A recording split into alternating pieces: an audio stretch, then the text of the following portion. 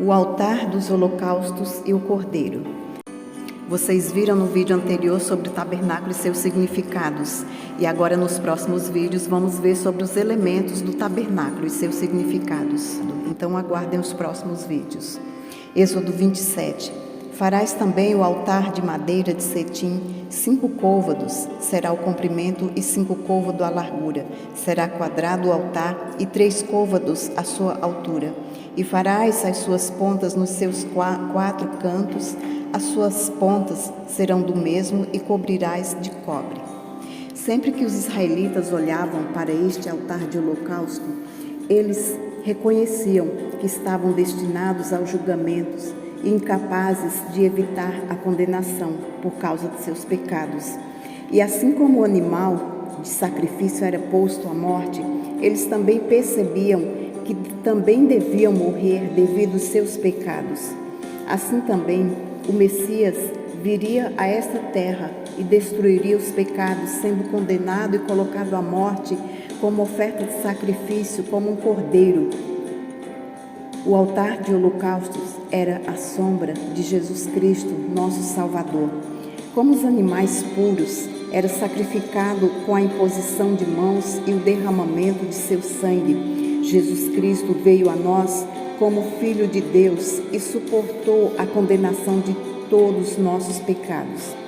Da mesma maneira que as ofertas de sacrifícios do Antigo Testamento tinham que aceitar todos os pecados pela imposição de mãos e o derramamento de sangue, ele aceitou todos os pecados do mundo passados sobre ele, sendo batizado por João, e levou a condenação destes pecados através do derramamento do seu sangue sobre a cruz. Deste modo, o altar de holocausto mostra para nós que Jesus Cristo levou todos os nossos pecados nele com o seu batismo, morreu na cruz, ressuscitou entre os mortos e assim nos salvou. O altar era feito de cobre, um metal não encontrado na natureza, que consistia de uma liga de cobre, zinco feito pelo homem.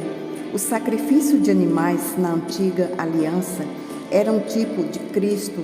As ofertas anteciparam o castigo, como diz lá em Isaías 53, a partir do verso 4. O castigo que nos traz a paz estava sobre ele, e pelas suas pisaduras seríamos sarados. Por isso, a figura do cordeiro, aquele animal, seria imolado pelo pecado do povo. Em Hebreus também nos diz, Hebreus 9, 22, quase todas as coisas, segundo a lei, se purificam com sangue. Sem derramamento de sangue, não há remissão de pecados. O sangue dos animais naquela aliança era a figura das coisas que estão no céu. Em Hebreus 9, versículo 23, também nos fala de sorte que era bem necessário que as figuras das coisas que estão no céu assim se purificassem, mas as próprias coisas celestiais com sacrifícios melhores do que estes. Além disso, o sacrifício de Jesus foi oferecido com o seu próprio sangue, sendo ele mesmo o Cordeiro de Deus que tira o pecado do mundo. E por fim, ele virá segunda vez. Essa é nossa esperança. Aguardamos a trombeta soar. Não é mais necessário a repetição do sacrifício. O sacrifício de Jesus é capaz de justificar o pecador. Um detalhe importante é que no altar do holocausto ocorria o sacrifício de vítimas e o sangue era vertido e derramado. Este sangue tinha como objetivo a remissão de pecados. A palavra nos diz que sem derramamento de sangue não há remissão de pecados, como eu já li para vocês. João Batista fala também de Jesus a seus discípulos. E no dia seguinte, João viu a Jesus que vinha para ele e disse: Eis o Cordeiro de Deus que tira o pecado do mundo. Você pode conferir em João 1, 29. Jesus foi levado como cordeiro ao sacrifício. Isaías 53, 7 também nos fala: Ele foi oprimido e afligido, mas não abriu a boca, como um cordeiro que é levado ao matadouro, e como a ovelha muda perante os seus tosqueadores, assim ele não abriu a sua boca. O sacrifício de Jesus por nós foi planejado por Deus desde o começo e foi concretizado ali no Calvário. No livro de 1 Pedro, capítulo 1, versículo 18 ao 20, ele nos fala assim: sabendo que não foi com coisas corruptíveis, como prata ou ouro, que fostes resgatado com a vossa vã maneira de viver, que por tradição recebeste os vossos pais, mas como precioso sangue, como de um cordeiro sem defeito e sem mancha, o sangue de Cristo, o qual, na verdade, foi conhecido ainda antes da fundação do mundo, mas manifesto no fim dos tempos por amor de vós. Sabendo que o homem é pecador, não há justo, nenhum sequer. Lá em Romanos 3 nos fala. E a grande verdade em tudo isto é que nós é quem deveríamos ser sacrificados, mortos pelos nossos pecados, uma vez que o salário do pecado é a morte. Porém, tanto no Velho Testamento como no Novo Testamento, Deus providenciou para o homem um substituto, alguém que morresse em seu lugar. No Velho Testamento, a substituição acontecia através da morte de animais. Já no Novo Testamento, o nosso substituto por excelência é o Cordeiro Imaculado, que deu sua vida por todos nós, Jesus Cristo. Porque também Cristo morreu uma só vez pelos pecados, o justo pelos injustos, para levar-nos a Deus, sendo na verdade morto na carne, mas vivificado no Espírito.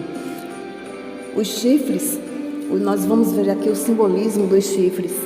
Êxodo 29 diz: depois tomarás do sangue do novilho e o porás com o teu dedo sobre as pontas do altar, e todo o sangue restante derramarás à base do altar.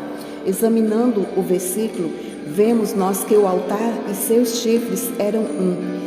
Da mesma maneira, o Senhor e o seu poder tão inseparavelmente ligados. Não há limites para o poder de Deus quando o sacrifício é feito. Esses 4 chifres encontravam-se em cima do altar do holocausto, pois em cima destes eram colocados pouco de sangue do cordeiro a ser sacrificado.